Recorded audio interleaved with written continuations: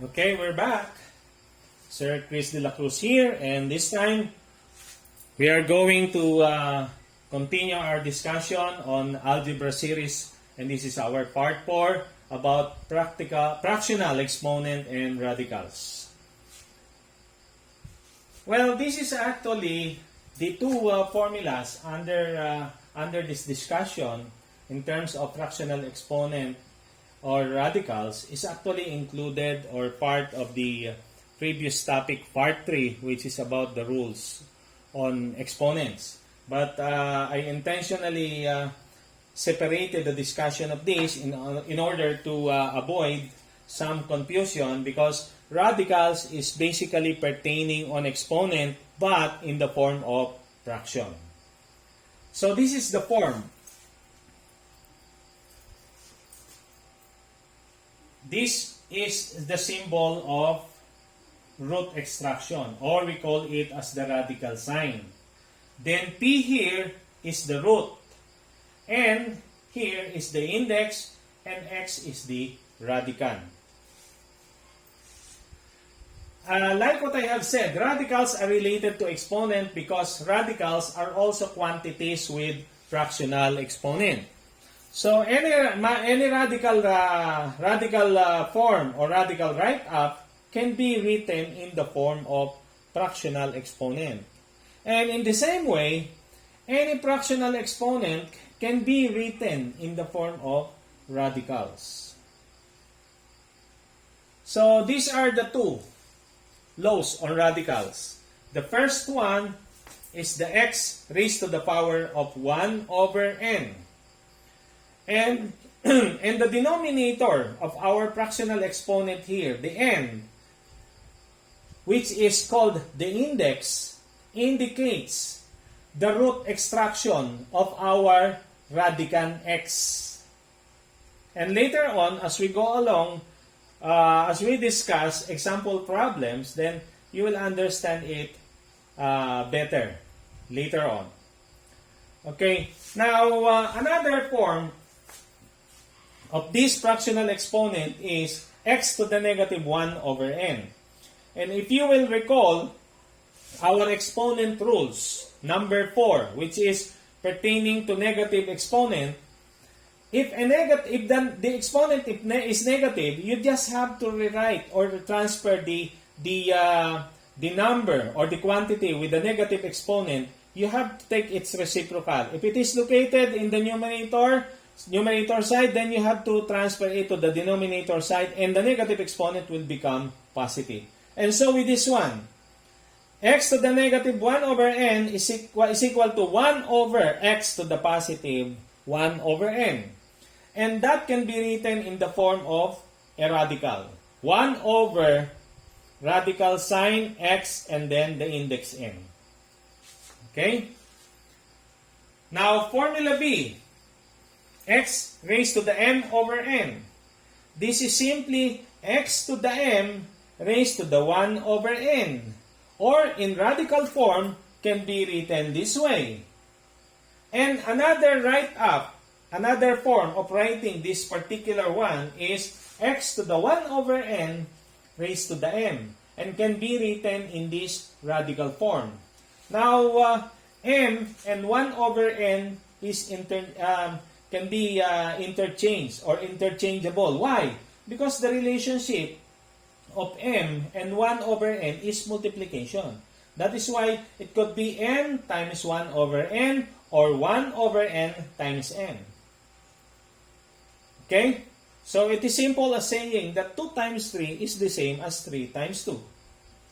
Okay? So let us go to rule number 1. Rule A or formula A. So examples. X to the 1 over n can be written in radical form as this one. So therefore, example number 1 is 16 raised to the 1 half is equal to square root of 16, and that is equivalent to 4.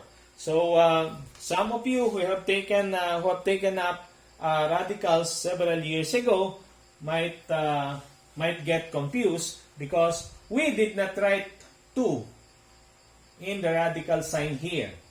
Now, please try to take note But if the index is 2, we don't need to write 2 in the radical sign. Because any radical symbol or any radical sign that does not have any index number is understood to indicate square root. Okay? So let's try to discuss additional examples. So like this one, the fractional exponent is 1 over 3, and here we write 3. The index is 3, so we write 3 there. But if this is 2, then we don't need to write any number there. Okay? So 8 raised to the power of 1/3 is simply cube root of 8, and that is equal to 2. 81 raised to the power of 1/4 simply means 4th root of 81. And 64 raised to the 1/3 simply means cube root of 64. And 32 to the 1/5 is 5th root of 32. And the red numbers are the answer. Okay?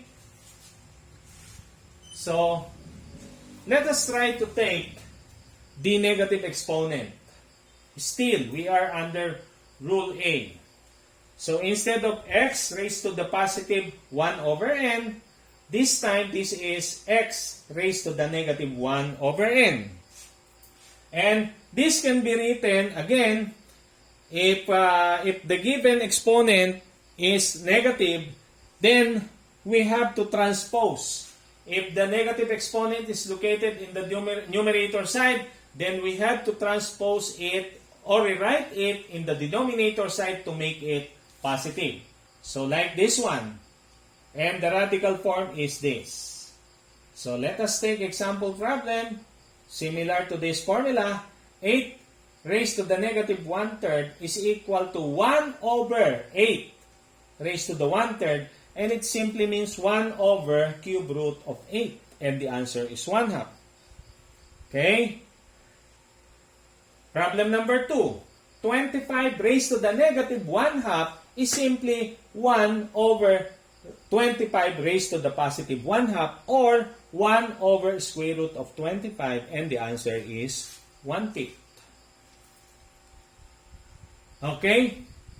Now, let us go to the second, or to formula B, which is x raised to the m over n. And again, there are two possible right up here because we can interchangeably write m and 1 over n. We can write x raised to the m times 1 over n, or x to the 1 over n times m. And the radical form are these two. Example, 9 raised to the 3 over 2 can be written as 9 cubed raised to the 1/2. And this is the same as, again, 1 over 2. The fractional exponent emphasizes a root extraction of square root. That is why this can be written in the form of square root of 9 cubed. Okay? Or, the other method is by taking 1/2 as the power of 9 before subjecting to the exponent of 3. Here, it's 9 to the 3rd power, then raised to the 1/2. Here, it's 9 to the 1/2 raised to the power of 3. And therefore, this is the same as 9 to the 1/2 is square root of 9, then raised to the power of 3. So, either of the two are the same.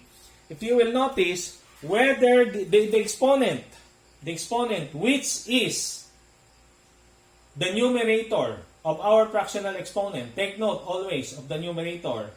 This is 3.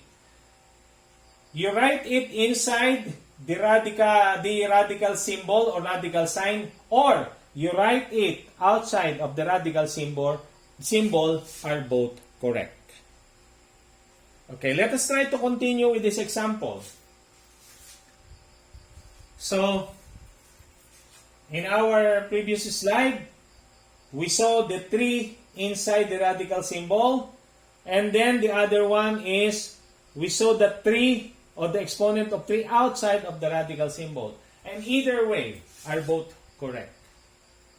So this is 9 to the 3rd power is equals to 729, and the square root of 729 is 27. here, the square root of 9 is equals to 3 raised to the third power, and that is also 27. So they are both correct. Okay? Another example. 32 raised to the 2 over 5. Again, this 2, or the numerator of our fractional exponent, serves as the power of our radicals. Okay? And the denominator of our fractional exponents indicate the index or the root extraction. So that's why here, our radicand 32 is inside the radical sign, and 2, again, which is the numerator of our fractional exponent, is the exponent of our radicand. And 5 indicates the root extraction or the index. So, the radical form of 32 raised to the 2 over 5 is equals to this. Okay? Now, 32 squared is equals to 1024.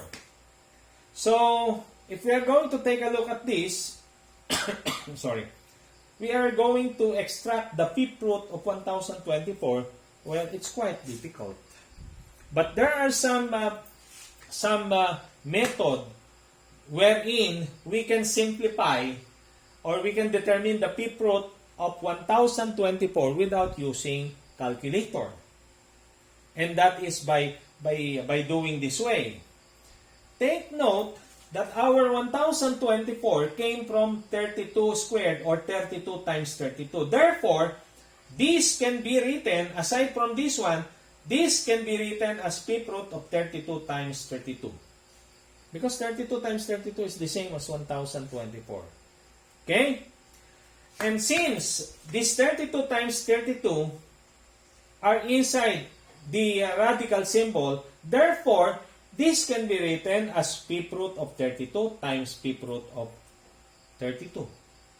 And the fifth root of 32 is 2, and the fifth root of another 32 is 2. Therefore, our answer is 2 times 2, and that is equal to 4. So, it's actually a very simple problem, but looking at the earlier or the first simplification, it appears to be a very difficult one. But because of some technique in simplifying radicals, then it turned out to be a very easy problem. Okay?